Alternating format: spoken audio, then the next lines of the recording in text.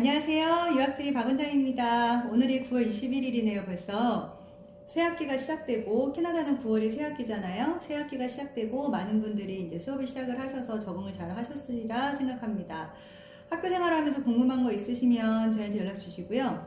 오늘은 제가 캐나다 유학 이민과 또 취업 이민에 대해서 제가 알고 있는 여러 가지 지식을 이용을 해서 여러분한테 안내를 좀 해드릴까 해요.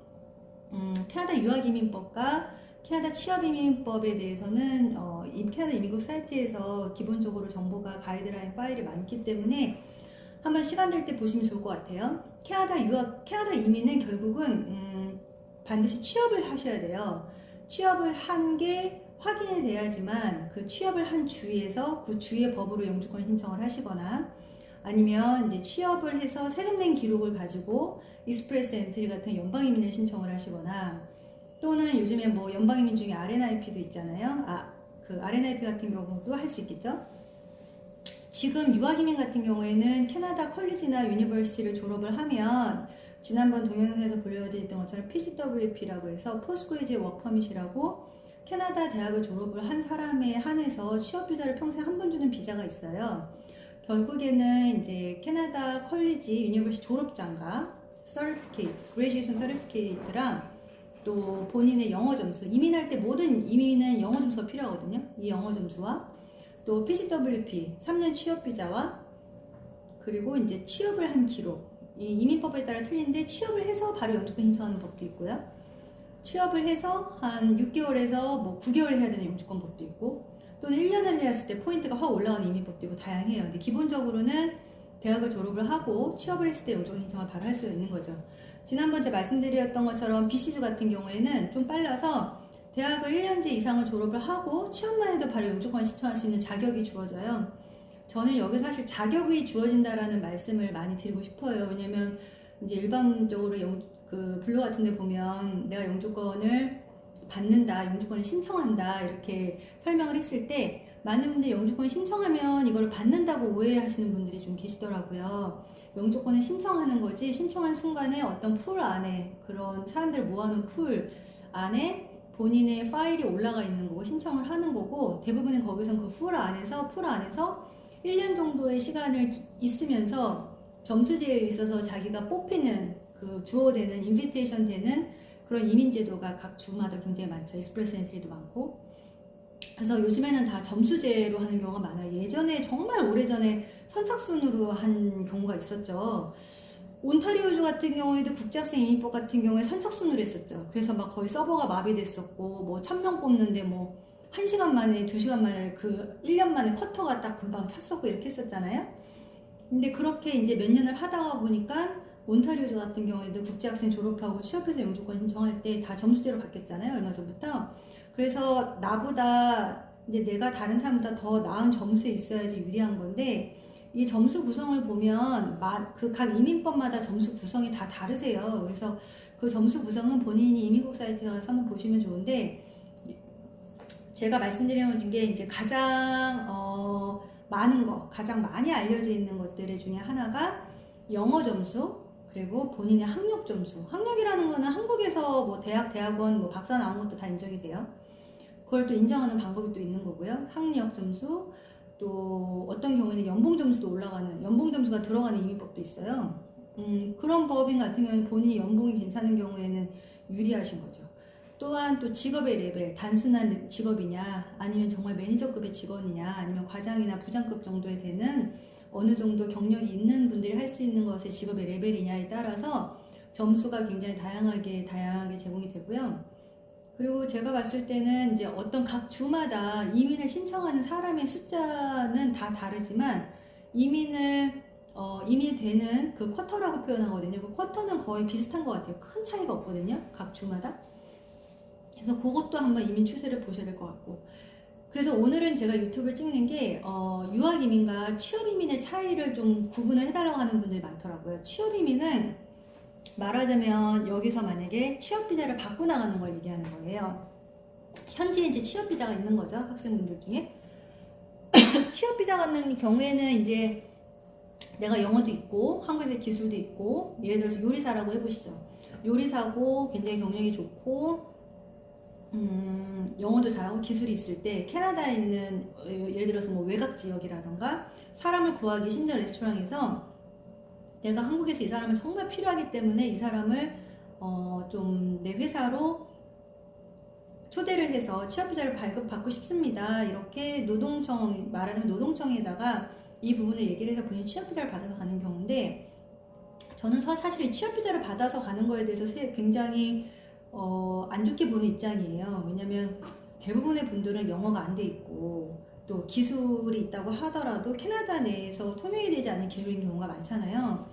그러면 그런 분들이 어떤 그 직업을 알선하시는 분들을 통해서 취업비자를 받을 경우에 그 회사에서 일을 해본 적이 없잖아요. 2개월이고 3개월이고 그 고용주와 일을 해본 경험이 없이 단순히 취업비자를 받고 나가는 경우에는 현지에서 많은 좀 불편한 상황이 벌어지는 경우를 되게 많이 봤어요.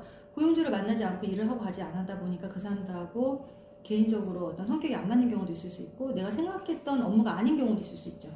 그래서 저는 취업 이민을 정말 생각하는 분들이 계시다면 유학 이민을 졸업을 하고 취업만 해도 영주권 신청을 하거나 졸업을 하고 나서는 영어도 되고 어느 정도 현지에서 알아주는 기술이 학위가 있기 때문에 어느 정도 어느 선에 해당하는 급여를 받거든요, 사실은. 그리고 현지인들하고 잘 어울릴 수 있는 직업을 가질 수 있고. 근데 취업 이민에서 가시는 분들은 보통은 정말 캐나다에서 완전 외곽 지역이나 정말 공장 같은 데라던가 마트 직원이라던가 뭐 요리사라던가 요리사가 아닌데 요리사라던가 요리사로 둔갑을 해서 보낸다거나 이렇게 좀 서류를 좀 현지 상황에 맞게 이력서를 준비를 해서 지원하는 경우도 있단 말이죠. 그럼 이렇게 해서 가는 경우에는 급여를 굉장히 낮게 측정하는 경우가 많아요. 본인의 능력보다. 그러면 그렇게 취업 이민으로 가는 경우에는 취업을 그 사람 밑에서 클로즈 워크 퍼밋을 했기 때문에 뭐 길게는 2, 3년 정도 있어야 되는 경우도 있고요. 그렇게 해서 영주권을 받고 난 다음에 내가 그 연봉에 만족하지 않는 거죠. 그럼 다시 그때 가서 대학을 간다? 그러면 거의 뭐 직장을 잡기 위해서 5년, 6년이 시간이 붕 뜨는 경우가 생기시잖아요. 그래서 저는 정말 본인이 공부를 할 학비가 정말 없다라고 생각을 하시면 저는 사실 2년 과정이 아니라 외곽 지역으로 가시면 1년짜리만 해도 영주권 신청할 수 있는 곳들이 굉장히 많이 있거든요. 찾아보면. 그래서 1년짜리를 공부를 해서 영주권을 신청하는 뭐 마니토바라던가 아니면 BCG 외곽 쪽 컬리지로 가신다거나 이렇게 하는 거 추천을 해드리고요. 그게 아니라고 한다면 통상적인 것처럼 어학연수 1년에 과 2년짜리 과정, 최소한 2년 이상의 과정, 2년이나 3년 과정을 공부를 해서 졸업을 하시면 3년 취업비자가 나오고, 근데 이 과정에 있어서 만약에 배우자가 있는 경우에는 배우자가 취업비자가 나오거든요. 배우자 취업비자로 가지고 현지에서 영어나 여러 가지 기술이 있는 한국에서 이력이 좋으신 분들은 그 배우자 취업비자를 가지고 일을 해서 영주권 신청하는 경우들도 있거든요. 그래서 그렇게 플랜을 짜보시면 좋을 것 같아요. 그래서 저는 취업 이민을 사실 한국에서 정말 웬만한 경력과 스펙이 아니신 경우에는 취업 비자를 받아서 가서 이민하는 거는 사실은 그렇게 크게 추천해드리진 않고요. 한국에서 가시는 경우에는 물론 뭐 미국에서 대학을 나오셨다거나 영어를 굉장히 잘하신다거나 그에 상응하는 어떤 스펙이 있으신 분들은 충분히 뭐 좋은 직장을 어플라이를 해보셔서 그 직장에서 나를 스폰을 해줘서 취업 비자를 받고 가는 걸 해볼 수 있겠지만 저는 이제 일반인들의 기준으로 말씀드리는 거예요. 그런 경우에는 캐나다 가서 일단은 어학연수를 하고 영어가 어느 정도 일정 수준 본인이 커뮤니케이션이 됐을 때 대학을 입학을 해서 1년 과정이나 2년 과정을 공부를 하고 취업을 하면 정말 어떤 미니멈 웨이지를 받을 수가 있잖아요. 그렇게 본인이 희망하는 연봉을 받으시고 그리고 또 영주권으로 연결되시면 생활이 굉장히 안정적이고 소프트 랜딩을 할 수 있다고 생각을 하거든요. 그래서 많은 분들이 뭐 LMI도 알아보시고 또 학생자도 알아보시고 이런 분들이 있지만 저는 저는 오랫동안 이 일을 하면서 20년 이상 일을 하면서 학교를 다녀서 컬리지를 1년이고 2년이고 다녀서 또는 MBA를 졸업을 해서 또는 뭐 그레이주에이트 설티라고 해서 준석사 과정을 통해서 캐나다에서 공인된 기관에서 인정을 해주는 학위와 학문을 공부를 1년에서 2년 과정의 기술을 취득을 해서 영주권을 받으신 분들을 봤을 때 굉장히 그 삶의 만족도가 높으신 것 같아요. 근데 여기서 중요한 건 캐나다 각 주마다 영주권 법이 다 다르세요. 나한테 적용이 됐을 때 뭔가 유리한 영주권을 제공하는 도시도 있고 또 불리한 도시도 있기 때문에 그런 부분은 본인이 직접 캐나다 이민국 사이트의 각 주정부 이민 사이트를 보신다거나 아니면 이 부분에 대해서 라이센스를 가지신 업체에다 또 문의를 하셔가지고 캐나다 이민법에 대해서 상세하게 상담을 받으신다거나 하는 것도 좋을 것 같고요. 요즘에 사실 어학연수에서 대학을 가실 정도의 수준이 되신 분들은 전반적으로 제가 영주권을 어떻게 사이트를 봐야 되는지 이런 방법을 제가 알려드리거든요. 지원 고객들은. 몇 번 본인이 이민국 사이트에서 보면은 전체 이렇게 이민이 되고 있구나. 내가 이런 부분을 좀 준비를 해야 되는구나. 라는 거에 대해서 조금 마인드가 생기시는 것 같아요. 그래서 지금 이제 올해 9월에 입학을 하신 분들은, 빠른 분들은 내년에 6월에 졸업을 해서 영주권에 신청을 하시겠고요. 1년짜리 코र्스를 하시는 분들은. 2년짜리 하시는 분들은 속성 과정으로 방학이 없이 빨리 공부를 하면 1년 4개월에도 맞춰요. 그러면 졸업을 해서 취업을 하면 정말 물론 이제 학비를 내가 다니는 동안 1년에 한 1,700만 원, 1,800만 원 이렇게 학비를 납부를 해서 3천만 원 학비가 부담할 수 있지만 이거를 졸업을 해서 내가 취업을 해서 어느 정도 기대하는 연봉을 가지고 좀 더 빠르게 시작을 해서 길게 일을 한다고 생각하시면 그 학비를 투자하시는 게 저는 굉장히 합리적이라고 생각을 해요. 어제 저한테 연락 오신 분 중에 캐나다 밴쿠버 쪽에 이제 경영학과로 이제 공부를 하러 가셨는데요.